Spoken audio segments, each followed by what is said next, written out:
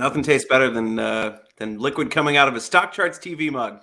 Thanks so much for joining us here at today's Go No Go show on Thursday, March 9th. My name is Tyler Wood, and I am joined today by Alex Cole. How are you, my friend? I'm doing fantastically well, thanks. Excellent. Let's dive into the markets. I know folks are weighing heavy on what the Fed might do, but we're going to get to that in a little bit. Let's talk about first and foremost what's happening from an asset class perspective. For sure. So we have struggled, as everybody I'm sure will know, over the last couple of weeks. We've gone into attempts at rallies to go into go trends, but we have failed to maintain those. We tried to get back out of this recent no-go, painted a couple of amber bars, but so far this week, we've reverted to those no-go colors on the equity market. So remember, this top panel is U.S. equities represented by the SPY. Treasury bond prices in a no-go, continuing to stay in that no-go, albeit weakening towards the right of the chart here this week with weaker pink bars. Commodities, now they've really stayed in their no-go, and we can see that no-go strengthen over the last couple of days. And then the last one we usually talk about is, of course, the dollar having turned to a go trend recently and holding those go colors and indeed strengthening. So that's interesting. Lots to talk about today. Lots to talk about today. Well, let's start just with a chart of the S&P 500. Let's focus on U.S. equities for just a minute. We'll take a look at that daily price action that's been, well, shall I say, driving everybody nuts. And I think the takeaway for us is that that can be constructive, right? The market is digesting an area of a lot of traffic, right? These are key price levels for both buyers and sellers. And so in that moment of indecision, we're seeing tighter and tighter ranges around the price activity. As a lagging indicator, trend following is going to look over the recent period. And so we are seeing no-go trends on the daily basis at a zero level on the GoNoGo oscillator. So our momentum is not yet confirming. But Alex, let's pop this out to a weekly chart. Let's start on a little longer time frame than the daily, because what was fascinating to me is that this week, despite being to the downside, we've actually had enough time pass through at these neutral levels where the composite blend of technical trend following indicators is telling us we're in a go. Talk to our viewers about what we can make of this, that it would be a go trend on the longer time basis.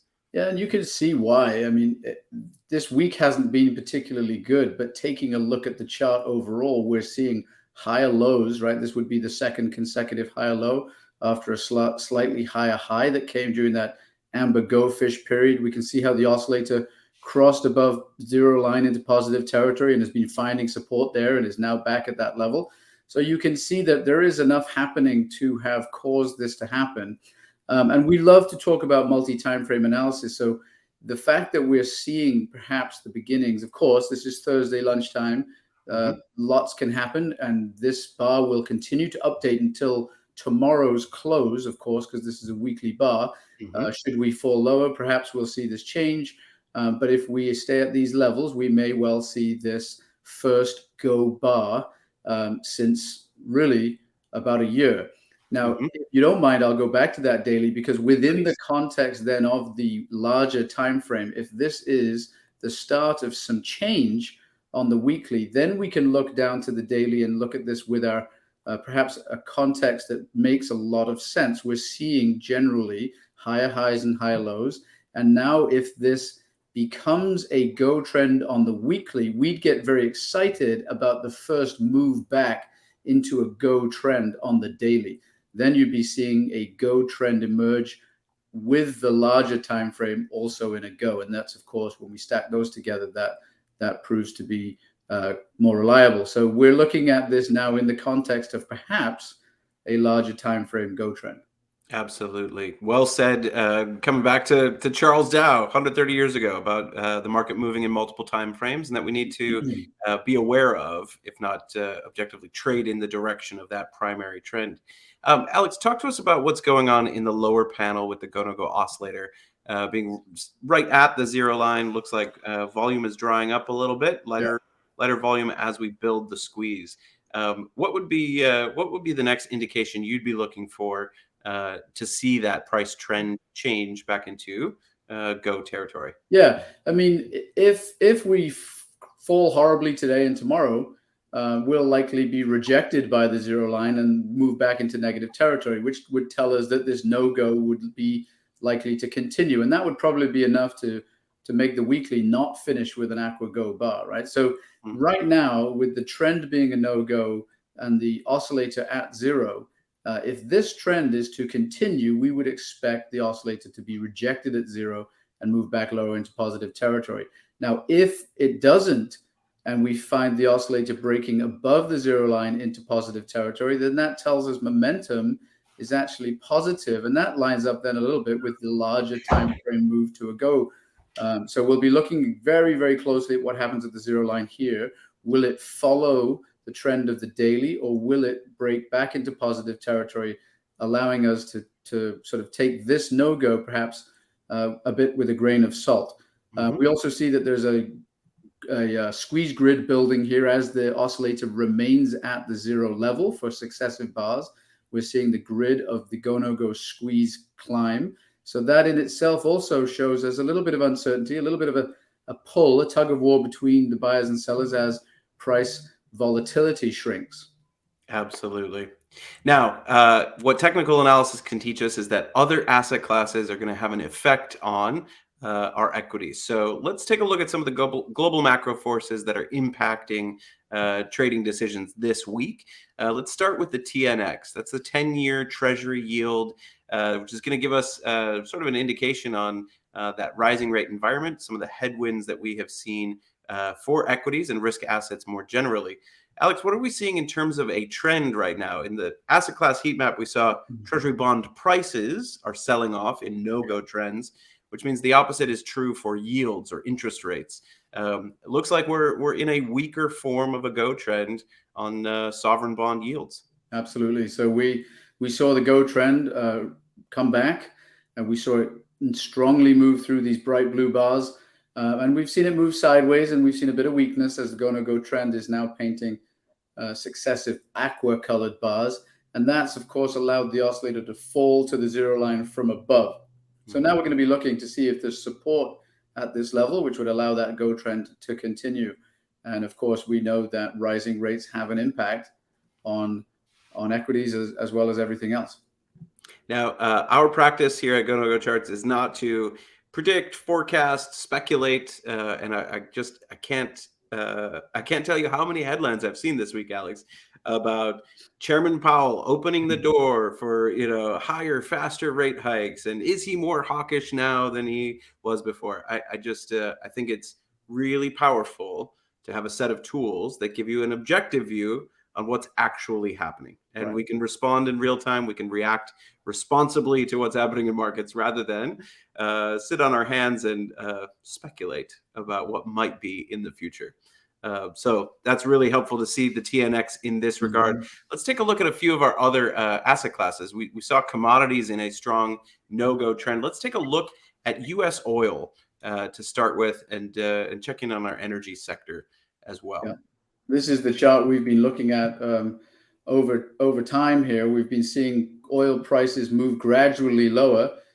Sometimes we've had a trend line on here that you can see that we keep coming up against it, but keep falling away from it. So that's sort of what we're looking at for the longer time frame oil picture, that we are in this sort of slow moving gradual downtrend. But what's starting to come out is this bullish divergence that we're seeing here, with the oscillator making higher lows, the price making lower lows, generally speaking. So we're back at zero again. We're building a go-no-go squeeze as price volatility shrinks. So we're going to be very interesting to see if price continues lower in this larger time frame no-go trend, or if there's enough push to get the oscillator above zero and perhaps break higher, which we'd see first, of course, on the daily chart. Absolutely. Let's check in on the agricultural sector. Let's pull up an ETF DBA, which we haven't looked at in a while. We can stick on this weekly view. a massive run through 2021, incredible outperformance from a diversified agricultural ETF, and trying to get some exposure to softs at a time of inflation taking off made a lot of sense to a lot of investors. I don't see a lot of price action to the downside, Alex. This no-go trend has really been range bound for months. Yeah, more of a correction really than a trend, right? More of a no-go correction against this this go trend that was in place.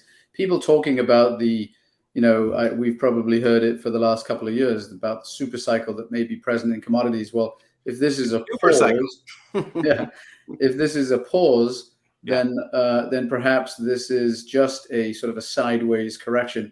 And what's interesting is the oscillator that had been staying below the zero line, as you would expect, clearly breaking back into positive territory and now returning to test it from above. So this is often one of, again, we don't try to predict, we try to react responsibly, but what often happens before a change in trend is a break of the zero line and then a retest in the opposite direction from the trend. So that's what we're looking at here. If we find support, that will tell us that momentum is actually positive in the face of this no-go trend, which isn't that convincing anyway.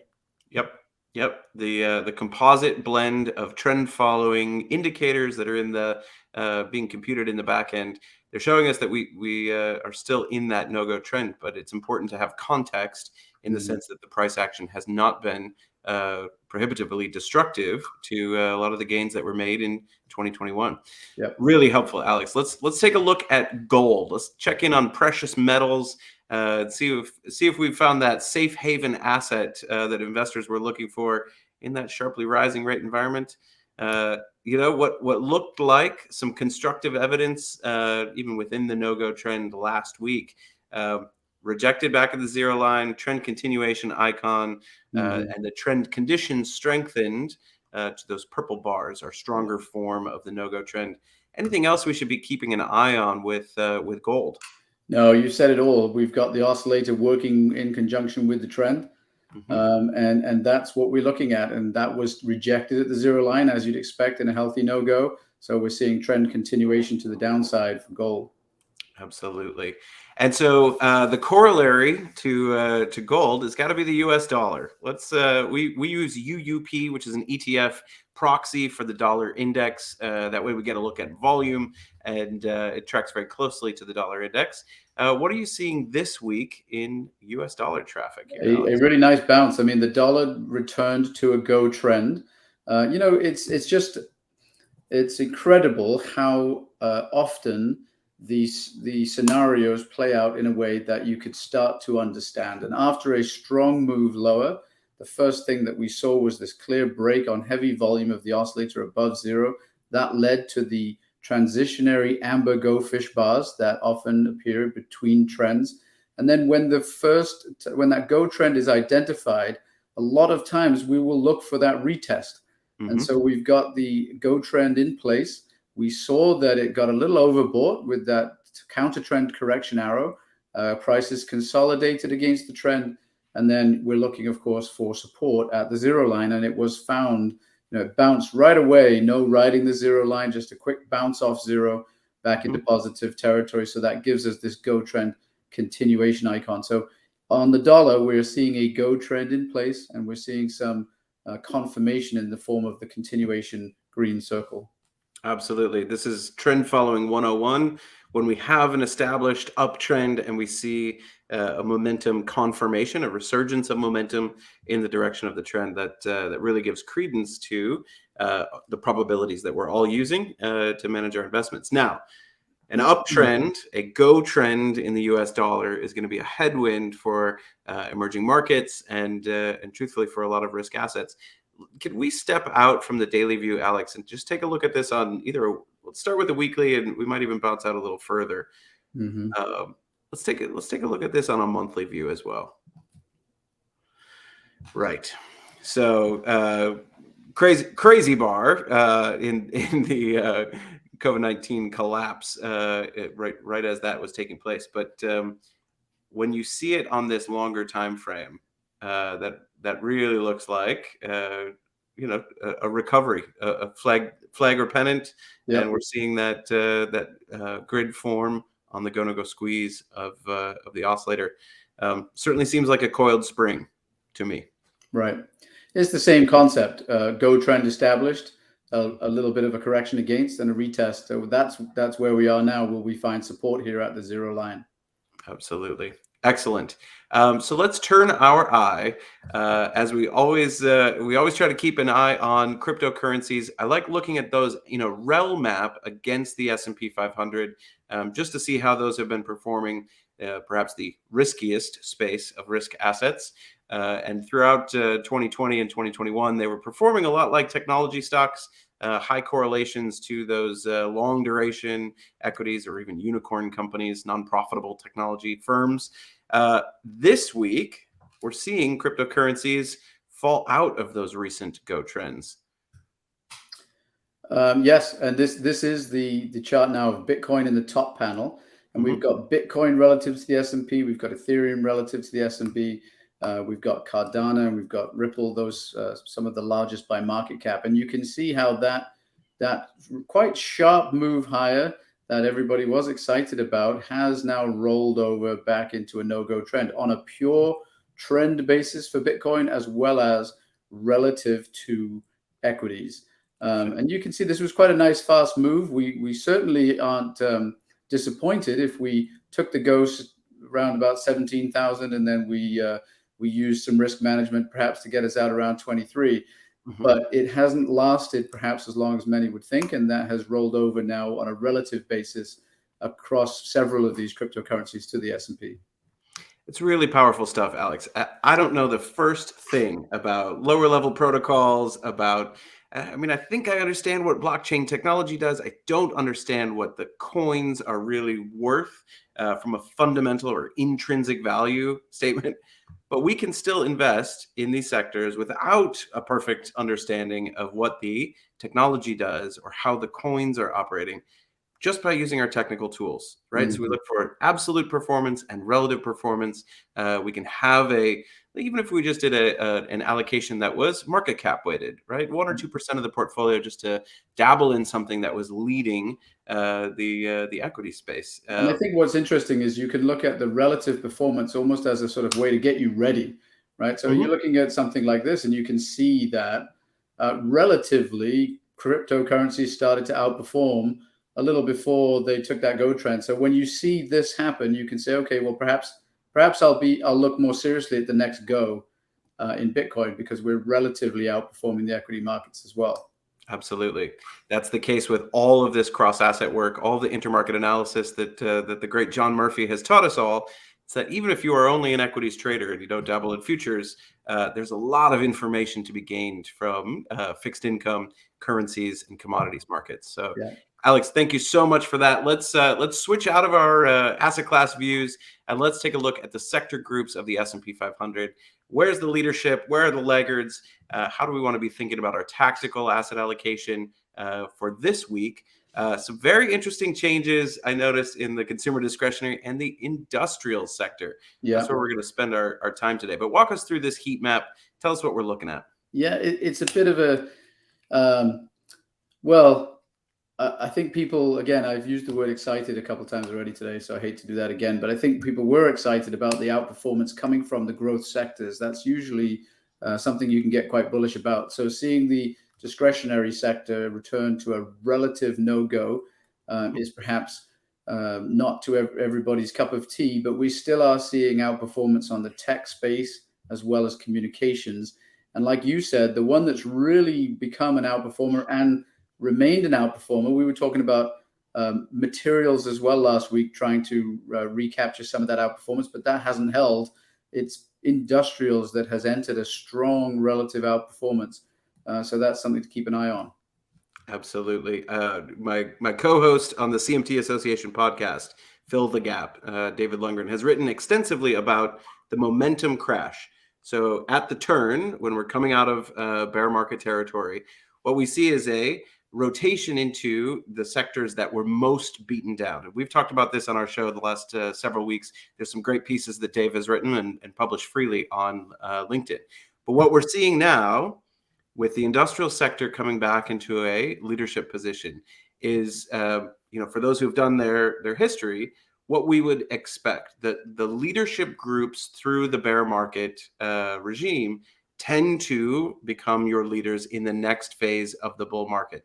And even that term, growth equities, last month we spoke with Vernon Bice of Lord Abbott, phenomenal growth equity team. They move up and down all of the cap tiers. And what we discussed was that energy companies can be growth, industrial companies, transports can be growth when they have these strong earnings gains.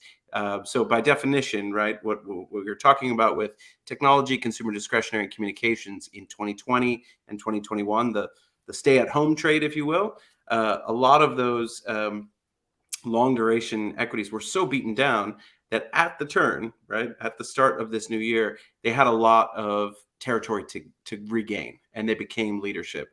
We saw the defensive turnover first. We saw cyclical sectors like financials, industrials, and materials turnover second. And now we are seeing that rotation back into what was prior leadership. So really fascinating to keep an eye on these relative strength trends and to think about our sector-based allocations. But Alex, as we like to do in this top-down approach, we've talked about the asset classes, we've talked about the sector groups. Let's dive into the industrial sector and take a look at the industry groups within that have shown outperformance against the leading sector of the S&P 500, or a new emerging leader, I should say. And what's great about these tools is that we can capture a lot of information all in one panel. I know there's a lot of colors on there, folks, but let's just take a look at that top panel. That's the Dow Transports Index. It's the industry group for transportation companies.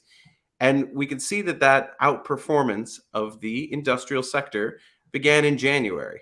So we've had a leader in this sector for well over a month, and now we're seeing that sector outperform the S&P 500.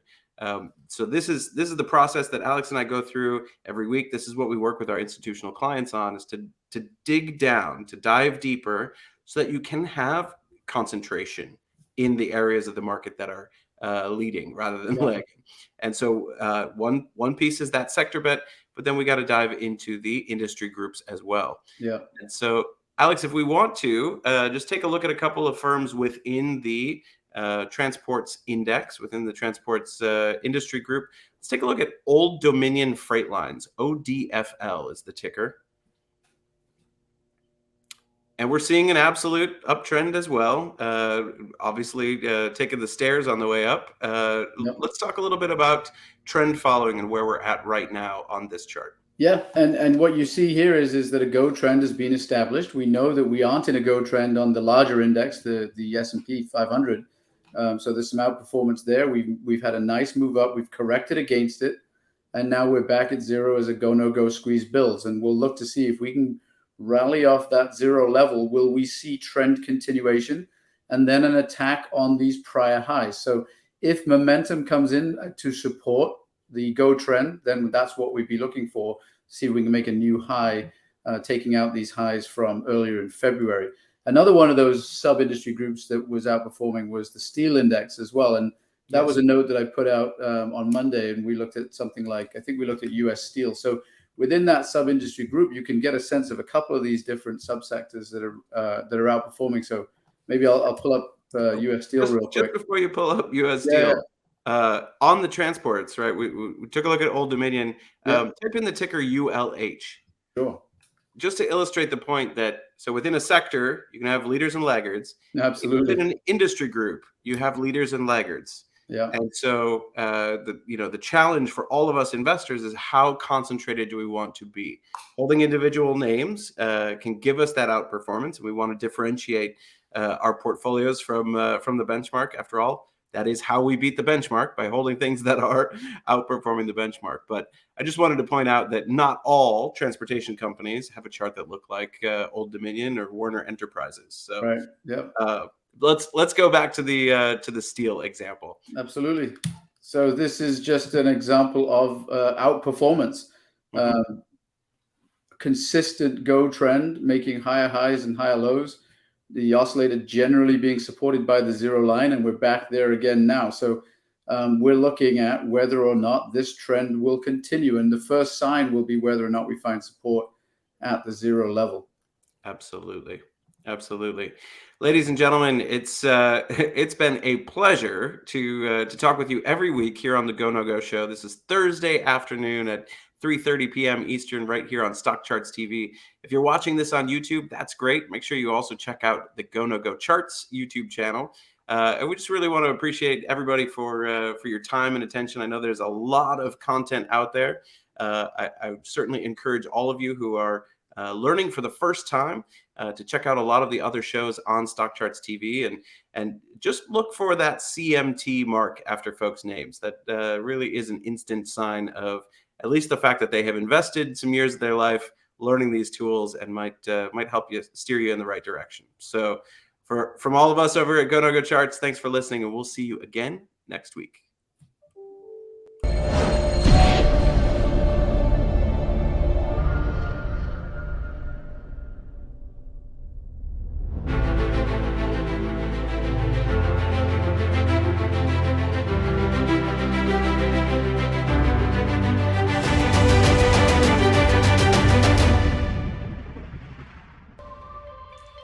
Hey guys, Dave Keller here with StockCharts.com. Thanks so much for watching our video. If you enjoyed it, and we hope you did, hit the like button right below. Also, we have so much new content every day. Consider subscribing to the channel. Just hit the subscribe button in the video or right below.